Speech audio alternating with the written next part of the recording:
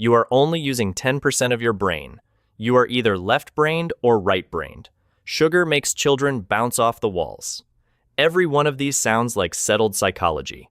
Everyone has been taught in classrooms, quoted in podcasts, and packaged into self-help books that sold in the millions. But the research behind them is either faked, misread, or never properly tested in the first place. People staked careers on these ideas. Companies built entire industries around them. School boards signed contracts over them. Almost none of it holds up. Here are 11 of the biggest, counting down to the one that still does the most damage. Number 11. The 10% brain myth. You have heard this one your entire life. You are only using 10% of your brain, unlock the other 90, and you become limitless. It has shown up in movies, self-help books, motivational speeches, and at least one uncle's LinkedIn biography. It sounds like a genuine invitation.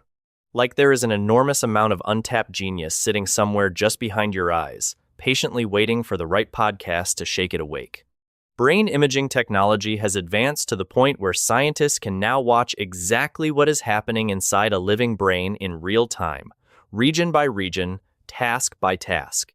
Every single part shows activity at some point. Not all at once for every task, but over the course of a normal day, you use virtually all of it. The myth likely started as a misquote of early neuroscience research that got simplified once, then simplified again, then flattened one final time until it fit on a motivational poster. Motivational speakers built entire careers on helping people access the 90% they were supposedly wasting. Books about awakening hidden potential sold in the millions, all orbiting the same core idea. The film industry monetized it for decades. Entire thriller plots hinge on the premise that unlocking the hidden majority of the brain turns an ordinary person into a superhuman. When you next hear someone claim you are only using 10% of your brain, remember, you are already using all of it, including the part that believed this myth for years. Number 10. Left brain, right brain. Creative people live on the right. Logical people live on the left. Artists versus engineers. Feelers versus thinkers. The division is so satisfyingly clean that it made its way onto personality quizzes, into school counseling sessions, and into the marketing copy of every creativity workshop sold online in the last 2 decades. Scientists scanned the brains of over 1,000 people specifically to test whether individuals consistently favor one hemisphere over the other. They tracked patterns across different ages, task types, and cultural backgrounds. They found nothing that remotely resembled the popular version of this idea. The 2 hemispheres communicate constantly through a dense bundle of nerve fibers, not via occasional diplomatic summits. Yes, the brain has some lateralized functions. Language processing leans left in most people. Certain spatial reasoning leans right. But the claim that your entire personality, your emotional register, your creative identity is governed by one dominant side has no serious scientific support. The brain works as one deeply connected system, not 2 roommates with fundamentally different worldviews sharing the same apartment. Both sides showed up equally for the conversation you are having right now. Number 9. Sugar makes children hyperactive. Every parent at a birthday party believes this. You hand a child a cupcake, and 40 minutes later the furniture has been rearranged and someone is crying in the hallway, and the sugar takes the blame without question. Scientists tested this rigorously, including double-blind studies where parents were told their children had consumed sugary drinks when they actually had not. The experiment was replicated across different age groups and settings with consistent results. The parents who believed their children had sugar consistently rated their behavior as significantly more hyperactive, even when nothing unusual had been consumed. The children who actually had sugar showed no measurable behavioral difference from those who had not. The chaos at a birthday party is explained almost entirely by the fact that it is a birthday party. 12 other children running in every direction, a bouncy castle, parents on their 3rd coffee, and a schedule designed by nobody. The sugar is not the variable. The entire situation is. The chaos was always coming. The cake just took the blame. Number 8. Learning styles will finally unlock the struggling student. For decades, schools restructured curriculum around the idea that students belong to one of several fixed sensory categories: visual learners, auditory learners, kinesthetic learners. Match the teaching format to the type, and the student finally reaches potential. Teachers were trained on it. Curriculum companies built substantial industries around it. School districts signed licensing agreements for differentiated materials. Parents requested schools apply the framework specifically to their children by name. Researchers have reviewed the evidence for learning styles repeatedly, and the findings tend to land in the same place every time. Students do have preferences for how information is presented. Those preferences, however, do not reliably predict how well they learn when material is delivered in their preferred format. Performance improves when the teaching method matches the demands of the content, not when it matches the student's self-assigned category. The framework confused preference with performance and then sold that confusion to school boards for 30 years. And it worked beautifully, for everyone except the students. Number 7. Boosting children's self-esteem early guarantees lifelong success. Starting in the 1980s, a movement reshaped how schools and parents approach child development. The core premise was generous. Children who feel genuinely good about themselves perform better, behave better, and carry that confidence into the challenges ahead. The practical solution was to ensure every child felt exceptional at every possible moment. Trophies for participation, gold stars for showing up, constant praise delivered with minimal connection to actual effort or meaningful achievement. School programs were restructured around it. Parenting books dedicated entire chapters to the science of esteem building. It felt like the compassionate and modern approach to raising capable adults. Researchers who followed these children through the programs and into adulthood found something uncomfortable waiting at the other end. High self-esteem that is not grounded in genuine accomplishment tends to produce people who are more fragile when they encounter real failure, not more equipped to handle it. Children who received the heaviest unconditional praise often responded to criticism and setbacks with considerably more distress than children who had not. Self-esteem earned through real effort and honest feedback is far more durable than the variety handed out on a fixed schedule. Unearned praise is not a shortcut to confidence. It is practice at expecting the world to agree with you, and the world eventually disagrees. Number 6, the Mozart effect will make your child smarter. Back in 1993, researchers at the University of California ran a study. College students listened to Mozart for 10 minutes and then scored slightly higher on a specific spatial reasoning test. The boost lasted about 15 minutes. That was all of it. That was the entire study. The media took that narrow finding and turned it into "Mozart makes babies smarter," and the fallout was immediate. Within a few years, states were mandating classical music in childcare centers. Companies were manufacturing belly speaker systems for pregnant women. The Baby Einstein franchise built a business worth hundreds of millions of dollars on a study that involved no infants, produced no lasting cognitive gains, and said nothing specific about Mozart whatsoever. Later, researchers found the effect was most likely just the result of general stimulation from engaging with something interesting. Any activity that activates and focuses the brain produces a similar brief lift. It is roughly the mental equivalent of a cup of coffee. Short, real, and completely unrelated to genius. When you next see a speaker designed to be strapped to a pregnant belly, remember the study behind all of this was about university students completing a geometry task. Number 5, venting your anger releases it.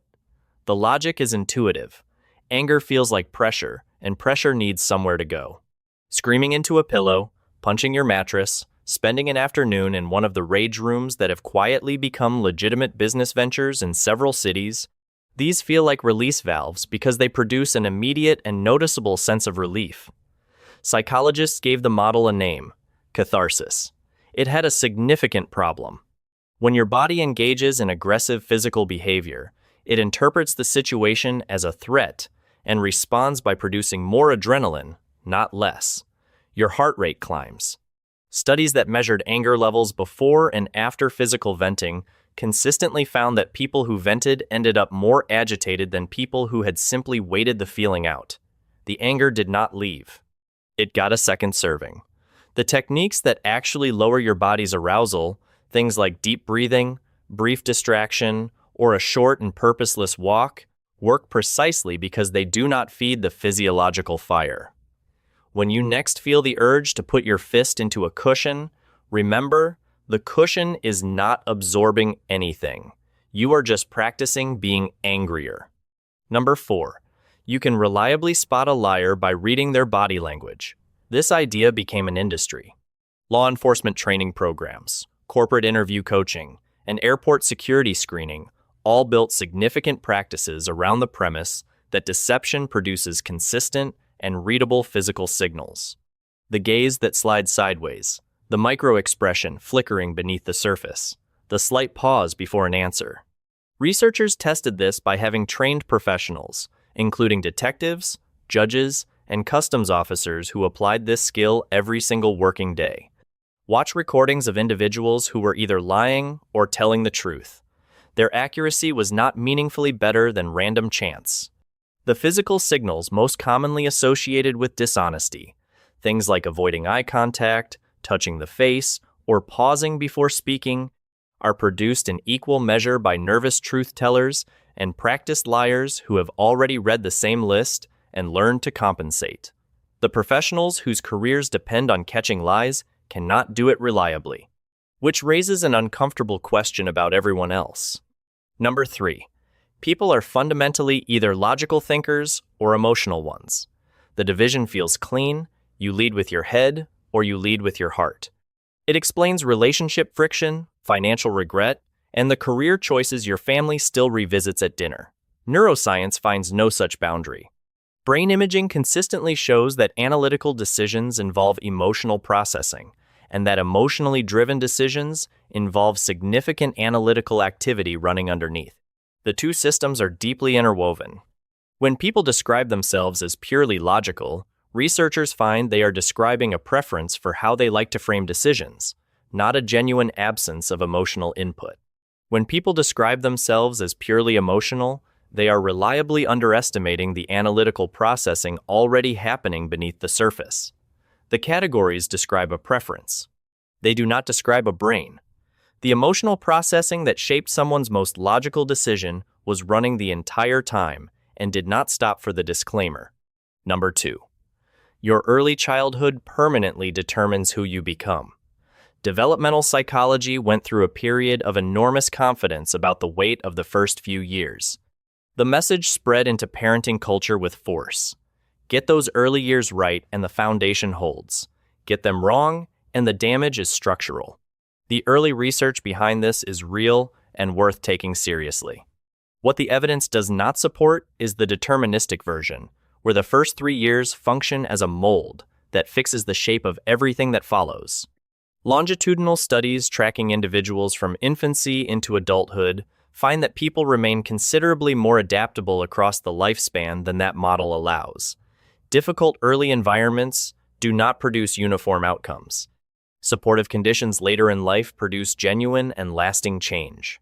Plasticity continues well past early childhood. The critical developmental window stays open considerably longer than parenting culture ever admitted, which is worth sitting with for anyone who grew up believing they were already finished being shaped. Number 1. Grief moves through 5 predictable stages, and the goal is to complete them in the correct order. In the 1960s, a psychiatrist named Elizabeth Kubler-Ross worked with terminally ill patients navigating the end of their own lives. The 5 stages she described, which are denial, anger, bargaining, depression, and acceptance, emerged from those specific conversations with those specific people about their own approaching deaths. They were never designed as a universal map for everyone experiencing any form of loss. Kubler-Ross said so herself, more than once. Research that followed found no consistent sequence in how grief actually moves. People skip stages entirely. They revisit stages they believed were finished. Some remain in one place for years. Some experience loss in ways that do not resemble any of the 5 categories at all. Applying the framework as a checklist, like telling someone in active grief that they are not healing properly because they have not yet reached acceptance, takes a clinical observation and turns it into a verdict on a human experience it was never meant to measure. Grief is not a project with milestones. It has no correct route and no schedule it is falling behind on. When you next hear someone describe where they are in the stages, remember, the only destination that actually matters is the one where they feel like themselves again. Every one of these ideas was marketed to you by people with something to sell. Books, certifications, school programs, rage rooms, baby speakers, motivational tours. The science came second. The story came first. So the next time a neat, simple psychological explanation makes a complicated thing easy to understand, ask one question. Who made money the moment you believed it? If you want more deep dives into the ideas everyone takes for granted, subscribe. There is a lot more to tear down.